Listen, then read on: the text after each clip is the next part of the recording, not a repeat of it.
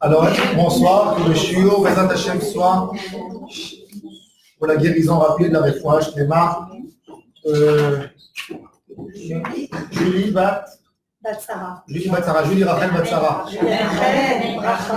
Bracha. Rachel Bracha Batsara. Que Kadosh Baruch Hu lui envoie une réfouache, Clément. Réfouache Clément Ben Hashamayim. Le mois de Elul, c'est un mois où Kadosh Baruch Hu il sort dans les champs et il s'approche de nous. Et c'est un moment de prière et de miséricorde.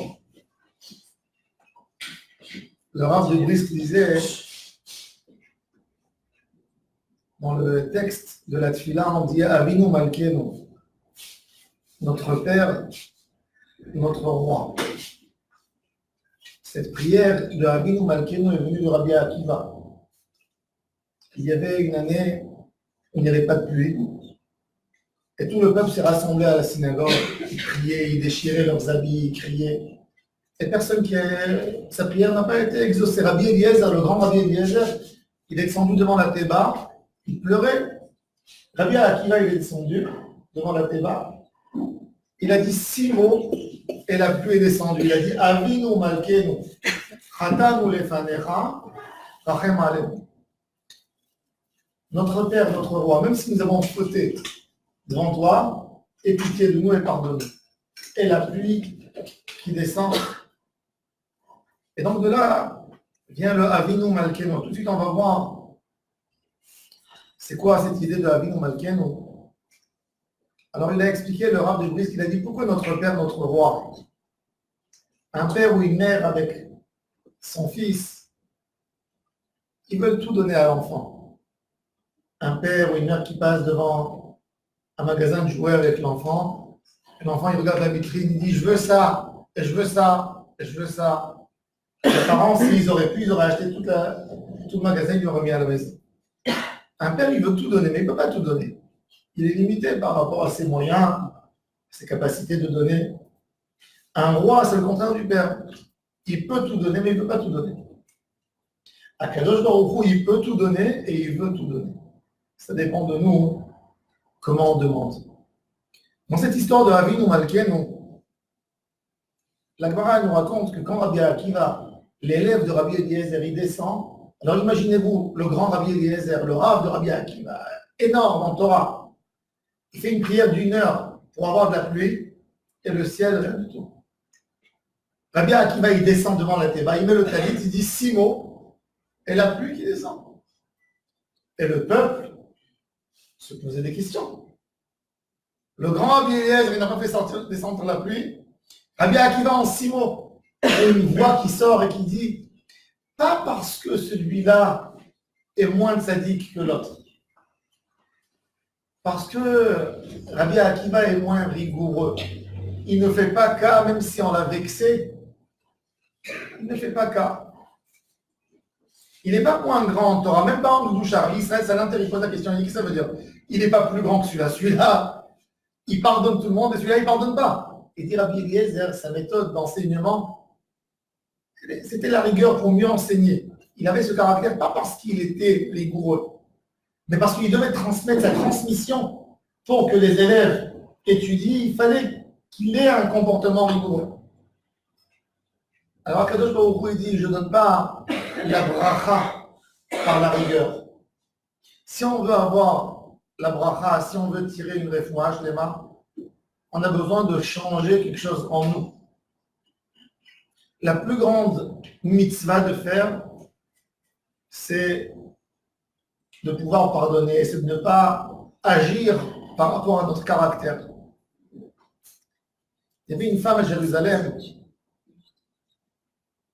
une des mamans des plus grands rabbinés de la dernière génération. Elle a eu 7 enfants. 6 enfants sont sortis des enfants très simples, très ordinaires. Des marchands, des gens simples, très simples. Et un enfant énorme en Torah, en sagesse. Un des plus grands rabbins de la dernière génération. Je ne vais pas mentionner le nom.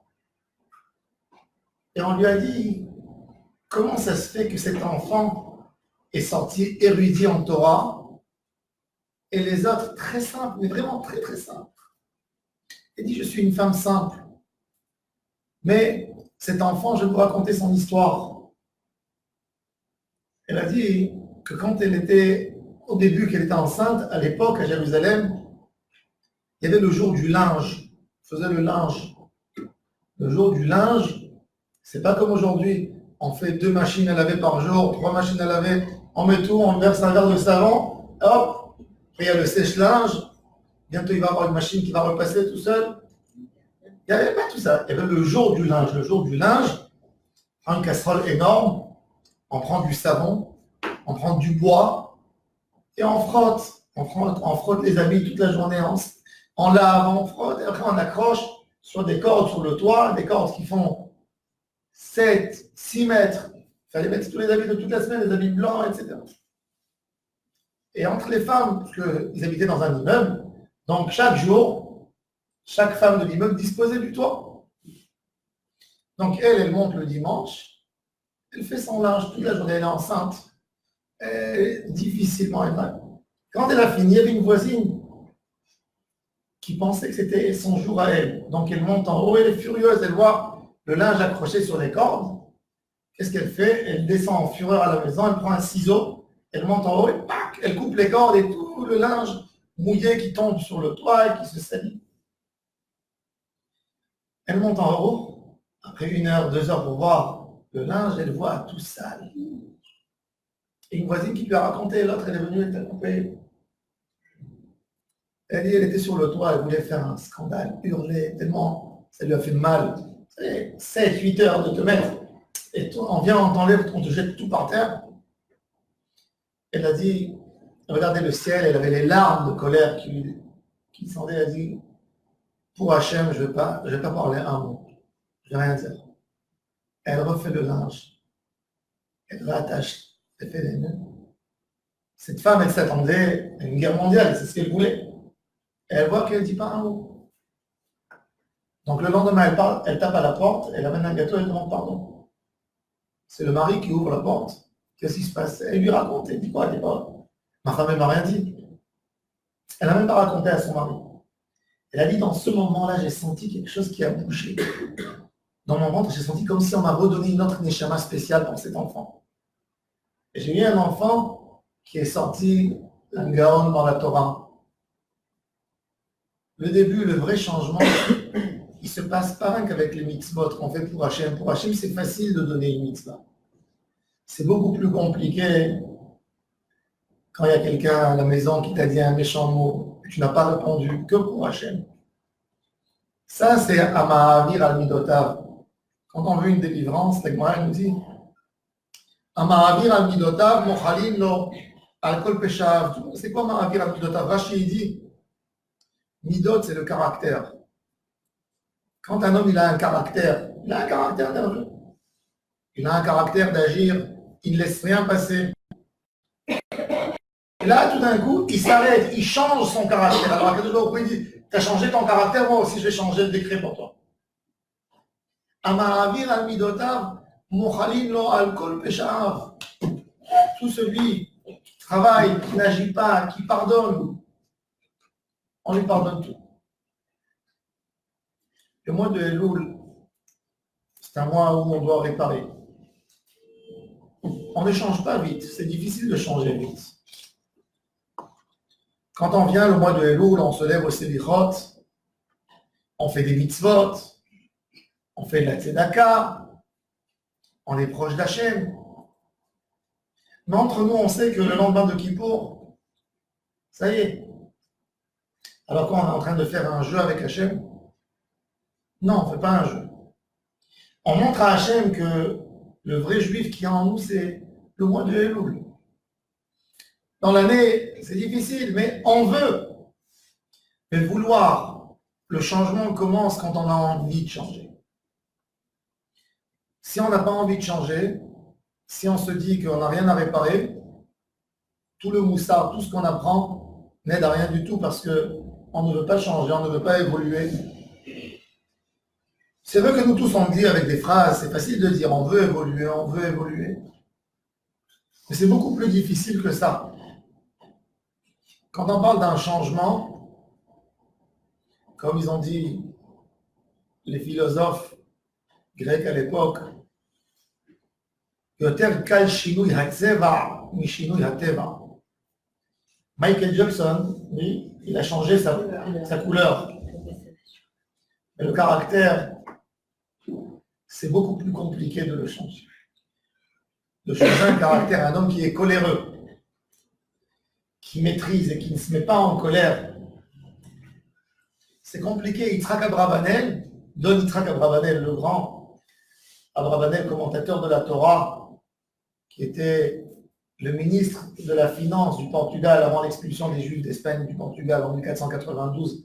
Après, il a quitté, il est parti à Naples. Il a écrit son commentaire sur la Bible. Il dit qu'il est de la tribu de Yehuda, qu'ils ont la colère, ils ont le sang chaud. Et il dit, ça m'a pris 20 ans pour maîtriser ma colère à tel point que quand on me mettait en colère, je souriais, je rigolais. C'est un travail, 20 ans. Elle a connu la phrase de Rabbi Israël Salanter, qui a dit, il est plus facile de terminer le Talmud, de finir le Talmud, que de changer son caractère. Et il est vrai qu'il faut faire beaucoup de tfilotes et pour vouloir changer. Nous tous, on a besoin de changer puisque l'homme, c'est vrai qu'un bébé, il n'est pur, mais il a un caractère. Déjà, on peut remarquer ça sur les bébés, quand ils ont déjà 3-4 mois, on peut remarquer la colère des fois. Pourquoi tu n'es pas venu tout de suite, maman? Il est mort. Comme il a dit, Adam Aïpere, l'homme il n'est pas complet. On a besoin, on est venu dans ce monde pour faire un travail. La Kadosh Baruch Hu, s'il nous a mis dans ce monde, c'est qu'on a un tikkun à faire. Comment on fait ce tikkun?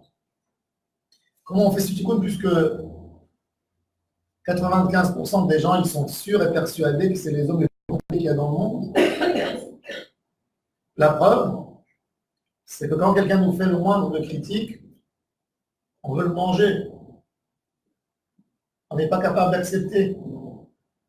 Alors si on n'est pas capable d'accepter une remarque, même du conjoint, comment la personne en soi, il va se dire à soi, tu sais, j'ai un problème. Imaginez-vous, vous êtes mère de foyer, imaginez-vous, vous rentrez à la maison, vous voyez votre fils, il dit, oh, je suis bête. Et il n'arrête pas de dire, oh, je suis bête, oh, je suis pas bon. Qu'est-ce que vous allez faire? Vous allez appeler vos amis, vous allez l'amener chez le psy, n'est-ce pas? Qu'est-ce qu'il raconte? Pourquoi tu te dis ça? Pourquoi tu te rabaisses? Alors, comment on fait une teshuva? Comment vient un sentiment de teshuva? Il faut atteindre quel niveau pour faire teshuva? Donc, il est vrai que la teshuva, souvent, elle arrive dans des moments de choc. Dans un moment où un homme, il est descendu tellement bas, où il se voit devant le miroir, il est dégoûté de soi. Il dit, je dois changer. Mais même là, quand on fait une teshuva, c'est compliqué parce que dès qu'on n'a plus ce sentiment qui nous embête, on stoppe avec. C'est intéressant et ça fait rire en même temps parce que souvent on entend des gens qui disent il y a combien de temps j'ai fait teshuva? J'ai fait teshuva il y a 10 ans, mais teshuva, il faut le faire tous les jours. La preuve qu'on demande à Dieu, dans les demandes de la prière, ramène-nous en teshuva devant toi 3 fois par jour. La teshuva, c'est quelque chose qui ne se termine jamais. Puisque chaque jour, on a une autre définition. En Hachem, on comprend mieux qu'est-ce qu'on a fait. On n'est pas conscient. Comment on fait teshuva? Et ça, c'est le mois de Elul. Comment on peut arriver, comment on peut avoir cette idée qui nous traverse l'esprit de vouloir changer? Quand tu es avec quelqu'un, il faut que tu changes. Tu dis non, je suis très bien, non, je suis bien dans ma peau, moi, pourquoi je dois changer? Tu ne veux pas être mieux, tu ne veux pas être mieux dans ton couple, tu ne veux pas être mieux dans l'éducation des enfants, tu ne veux pas être mieux, plus serein avec toi-même. Et ça, c'est un sentiment très dur à avoir, ce sentiment, et rester avec ce sentiment pour pouvoir évoluer, pour rester avec ce sentiment, pas un jour et pas 2 jours, pas 1 an et pas 2 ans. Rester jusqu'à un moment où je change. Un changement, c'est ça un travail. Les tzadikim, Moshe Rabbeinu, nos patriarches, ils ont travaillé une vie entière et tous les jours. Avoir ce sentiment de vouloir évoluer, de ne pas être satisfait, de ne pas être content d'où je suis aujourd'hui. Comment on arrive à faire ça? On a expliqué, il est vrai que la discussion avec soi, elle ne fait pas trop de bien pour l'homme. La preuve, c'est que quand il a un débat avec quelqu'un d'autre sur son caractère, il se justifie. Il n'y a pas un homme qui ne sait pas se justifier.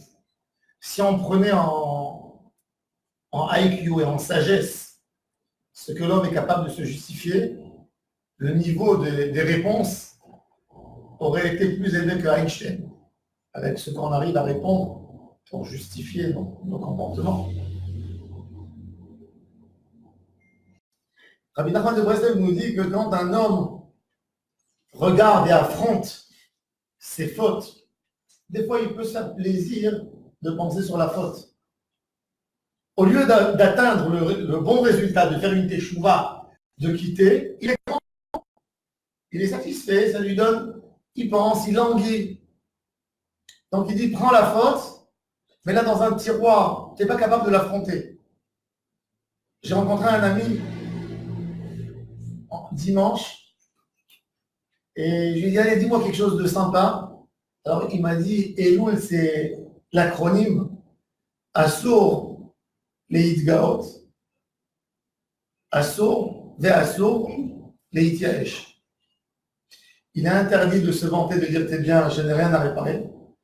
Mais il est interdit non plus d'être désespéré, de dire, je ne peux plus réparer. Ça, c'est le sentiment du mois de Elul. Je peux réparer, je dois réparer. Maintenant, si je n'ai pas assez de force pour lutter contre moi-même, c'est tellement compliqué de lutter contre soi, il vaut mieux le mettre de côté, le problème, le fermer dans un tiroir. Même aujourd'hui, il y a une méthode comme ça dans la psychologie, qu'on donne un conseil à des gens quand ils ont un vrai problème. Ils ont passé une tragédie, ils ont vu quelque chose dans la vie, quelque chose qui les a embêtés, et ça leur perturbe. Ça les perturbe, ils n'arrivent pas à agir toute la journée, ils n'arrivent pas. Toute la journée, c'est devant eux, ça n'arrête pas. Il faut le prendre, ça s'appelle la méthode des tiroirs. On prend le problème, on dit maintenant, je ne le touche pas. Je le toucherai quand j'aurai de la force. Tu le fermes, tu l'abandonnes de ta tête, tu oublies. Et après un moment, quand tu penses que tu es assez fort, tu le fais sortir et tu l'affrontes. Donc même dans la Avodat Hashem, de le prendre et de me mettre... La seule chose que j'ai à faire maintenant le mois de Elul, c'est d'essayer de sentir, d'essayer de comprendre comment le rapprochement vers Hashem, il est bon. Il est sûr, certes, que quand quelqu'un il veut voir est-ce qu'un endroit c'est bien pour lui ou c'est pas bien pour lui, il ne peut pas mesurer jamais dans le moment même. Je me rappelle, je vous raconter une petite anecdote. Il y a 13 ans, j'ai dit à mon père, viens avec moi, Ouman, viens, on fait Rosh Hashanah, Ouman. Maintenant, mon père, c'est un Marocain de l'ancienne génération. On va à Ouman et on est tombé sur un minyan, un groupe de fous furieux. Ils étaient en train de sauter. Et mon père, il me dit, ils ont pris tous des pétards, c'est quoi ça? Ouais, comment ils sont? Ouais. Et chaque 2 minutes, il était assis à côté de moi. On les voyait crier, monter. Et mon père, il me touche, il me dit, regarde, c'est pas normal. Hein. Où tu m'as amené? Où tu m'as amené? Et je voyais que je commençais à rentrer dans son jeu. À un moment, j'ai dit, écoute, papa. Je lui ai dit, t'es bien d'accord que tu t'es privé de toutes les salades de maman? De ton lit, de ta maison, tu adores la maison, tu t'es privé de tout ça. Est-ce que maintenant tu es venu pour râler? Si tu es venu pour râler, on va râler ensemble. Je dis, mais on est venu, tu as dépensé de l'argent, tu as quitté, tu as fait un vrai sacrifice pour quitter. Est-ce que c'est maintenant qu'on a besoin de faire le bilan? Je lui dis, écoute, viens maintenant, On fait les fous comme eux. Quand on retombe dans 3 jours, après Rosh Hashanah, on fait une analyse, on les déchire s'il faut. Il m'a dit, c'est quoi, tu as raison, ça me plaît ce que tu dis. Le lendemain, écoutez bien. Le lendemain matin, j'ai dit quand même, je n'ai pas dû refaire cette même mauvaise expérience, puisque donc, je l'ai amené prier au-dessus ou non. Et moi, pour ne pas justement qu'il y ait avec qui parler, qui me dit chaque fois, regarde, regarde, j'ai pris 4 chaises derrière lui, j'ai préparé sa chaise. Mon père, il avait 60 ans, mon père, à l'époque. La prière de Moussa, je le vois sur un banc, en train de sauter comme un jeune, de pleurer de joie. Et depuis, il ne peut pas s'en passer. Toutes les années, il va. Et il dit, c'est pourquoi? Parce qu'il a compris, dans la Avodat Hashem, même dans la Avodat Hashem, il y a des gens, comment ils font une mitzvah? Ils pensent que c'est comme de la camole ou c'est comme un médicament. Il faut tout de suite sentir. Tu as fait une mitzvah. Attends. Tu peux dire à quelqu'un, fais Shabbat. Tu vas voir comment c'est bien. Ah, alors le premier Shabbat, c'est vrai, alors, c'est difficile. Il se prive de son téléphone, de ses cigarettes, de sa télé. C'est dur. Mais il ne faut pas regarder, il ne faut pas mettre la montre. Il ne faut pas réussir. Prends un stop de la vie et essaye de te mettre dans le bon côté. Et après, tu feras l'analyse, qu'est-ce que ça t'a fait. Si tu es là, chaque moment tu es en train d'affronter, de toucher, forcément tu vas chuter. Essaye de faire un changement, de prendre sur toi 2 jours, 3 jours de vivre autrement. Ça, c'est le mois de Elul. C'est de nous détacher de tout. Tu te lèves le matin, tu changes ta routine. Tu te lèves au Selichot, 5 heures du matin, tu es debout. Tu dors plutôt le soir parce que tu sais que demain matin, parce que tu as essayé une semaine et tu as vu que tous les jours, tu tombes de fatigue au milieu de la journée. Donc, tu dors plus tôt, tu changes tes habitudes. Et après, tu sens, mais la proximité avec Hachem, ça me fait du bien. Ah, j'ai fait une fila. J'ai fait quelque chose. Ça, c'est ce qu'on a besoin. Et c'est avec le rapprochement à Hachem qu'on fait tchouva après. C'est pas qu'on fait tchouva et qu'on se rapproche d'Hachem. Impossible. On se rapproche d'Hachem et après on fait tchouva. Si on veut que quelqu'un se rapproche à Hachem, il faut l'amener dans une synagogue. Il faut l'amener à faire un Shabbat. On va lui dire d'abord arrête avec les avérotes et ensuite tu feras les mitzvot. D'abord fais les mitzvot. C'est ce qui va te donner le goût de quitter les avérotes. Dire Shu Hachem Meimatseo. Chercher Hachem quand il est présent. Kraou, l'appeler Biotokarov. Rien qu'après, il est écrit Azov Racha Dargo. Le Racha, il quitte le mauvais chemin. Sentir, quand on a le bien, quand on est vraiment dans le bien, c'est là qu'on comprend à quel point le mal. Prends quelqu'un qui fume la cigarette. Arrête de fumer. Prends une cigarette électronique. Non, c'est plus dangereux encore une cigarette électronique. Quand tu vas le priver de cigarette 10 jours, il va sentir qu'il respire bien. C'est là qu'il va sentir le mal qu'il a de la cigarette. Tu ne peux pas, quand il est là-dedans, quand il baigne là-dedans, il n'a pas la référence, il ne comprend même pas ce que tu es en train de lui dire. Quand quelqu'un est dans la faute, il ne va pas comprendre. Il a la saleté, la touma de faute qui lui bloque tout. Qui lui bloque tout. Il ne peut même pas comprendre à quel point. Regardez, un homme qui joue, qui fait le jeu. On a vu chacun dans la famille, on a vu des gens, quand ils jouent, quand il sort du jeu, il a tout perdu. Il pleure. Quand il passe à côté, il dit j'aurais pu acheter ça, j'aurais pu, et qu'est-ce que j'ai fait? Après, dès qu'il a quelques petits sous qui reviennent dans les mains, Dieu, je veux me venger une fois, je vais aller remettre. Bon, et encore une fois, ah ouais. C'est la vie de l'homme. Si tu ne sors pas du cercle vicieux des fautes et tu ne sautes pas dans la piscine du bonheur, tu ne pourras jamais comprendre où tu es. Shoftim et Shotrim, c'est le chauffet de soi. Quand il y a un litige ou une affaire entre 2 personnes, on va chez le juge. Le juge n'est pas forcément qui va amener une justice. C'est quoi la justice?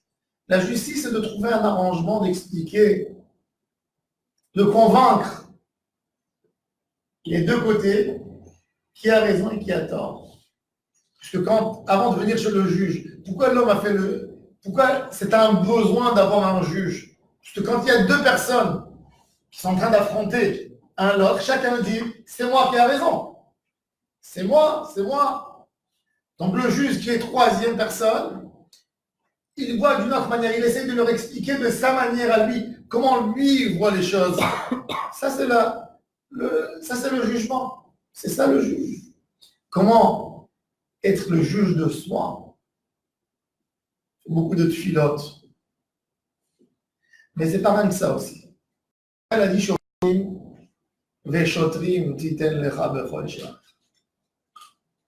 on a celui qui écrit la loi, celui qui décide comment la loi elle va être. Au Parlement, on vote pour faire une loi.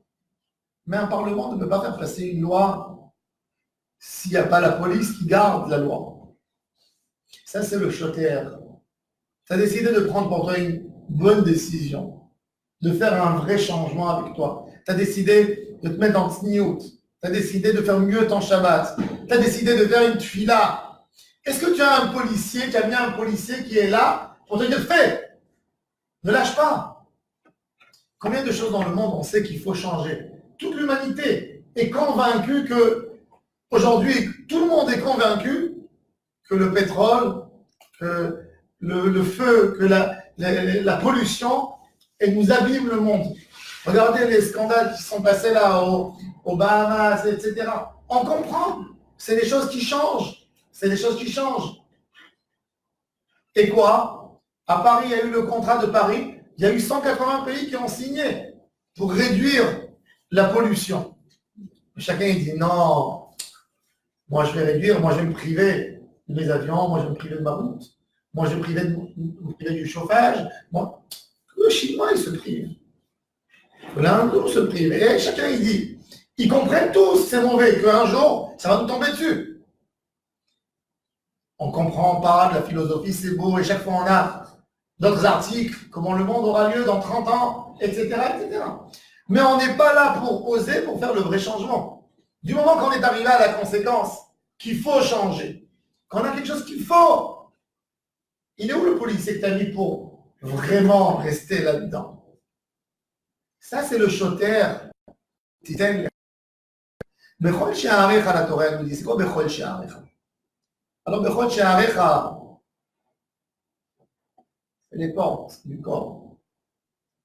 Les yeux, c'est une porte pour accumuler du savoir, pour voir et pour donner des données qui se développent dans la mémoire de l'homme.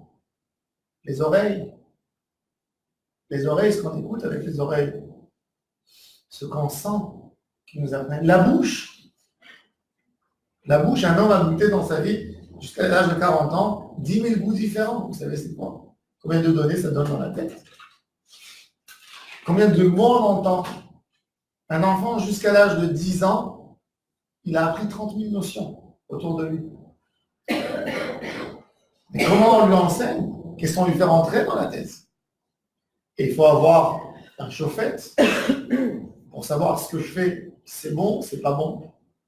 Je ne parle même pas de ce qu'on fait rentrer dans la bouche, avant de parler de ce qu'on fait sortir de la bouche. Déjà, ce qu'on fait rentrer dans la bouche. Avant de faire... La Torah, elle voulait que chaque chose qu'on fait dans la vie, on se pose la question, est-ce que je fais bien? Chaque chose, il faut poser la question. Ça m'amène à quoi? Ce soir, c'est un point. Pourquoi je dis ça? Ce soir, j'ai cueilli des grenades. Je voulais faire à ma femme un verre de jus. J'ai pressé un verre de jus. Je l'ai passé au filtre. Et je lui ai amené le verre. Elle m'a dit, tu l'as filtré? Oui. Je le refiltrer. Bon.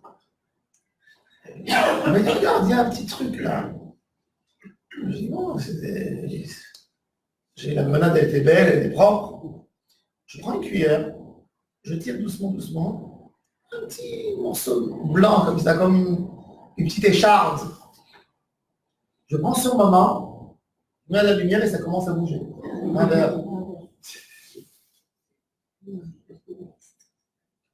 Combien il faut faire attention? On va dans la rue, on achète un jus de grenade. Il ne vous fait pas un filtre, même pas un premier filtre.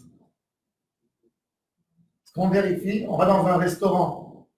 Vous mangez une salade au restaurant. Une salade verte. Ici en Israël, c'est un pays chaud. J'ai vu ici sur le... Pas une herbe, oui. J'ai vu sur... Comment ça s'appelle cette herbe-là? Sur le poisson. La nette. Vous savez combien des moucherons il y a sur la nette en Israël? Prenez un passoire. Mettez en haut un sachet et prenez la nette. Faites-le sur une planche à découper. Mettez-le à la lumière, vous allez voir combien de choses qui marchent. Ça, c'est Shoftim, Beshotrim, Titen, Echabechot, She'areva. On sort dehors, il faut poser la question. Est-ce que ce qu'on fait rentrer dans la bouche, c'est vraiment cachère? Il ne suffit pas d'avoir un papier. Le papier, il assure qu'en règle générale, il y a une surveillance, mais un homme ne peut pas surveiller, ne peut pas préparer. Quand c'est dans un restaurant, 200 plats, 200 salades, vous pensez que 200